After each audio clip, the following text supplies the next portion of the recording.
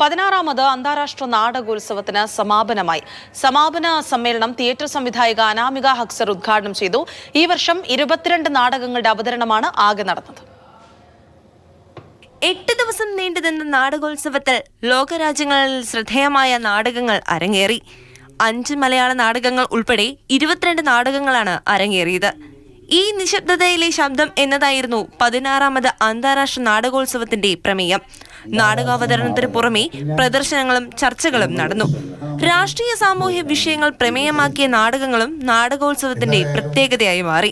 വിവിധ രാജ്യങ്ങളിൽ നിന്നും നിരവധി നാടക പ്രേമികളും കലാപ്രതിഭകളുമാണ് തൃശൂരിന്റെ മണ്ണിലേക്ക് എത്തിയത്. പ്രേക്ഷക പങ്കാളിത്തം കൊണ്ടും ശ്രദ്ധേയമായി ഇത്തവണത്തെ ഇറ്റ്ഫോക്ക്. സമാപന ചടങ്ങിൽ തന്നെ 17ാം പതിപ്പിന്റെ തീയതിയും പ്രഖ്യാപിച്ചു. 2027 ജനുവരി 24 മുതൽ 31 വരെ ഇറ്റ്ഫോക്കിന്റെ 17ാം പതിപ്പ് നടക്കും. മാതൃഭൂമി ന്യൂസ്, തൃശൂർ.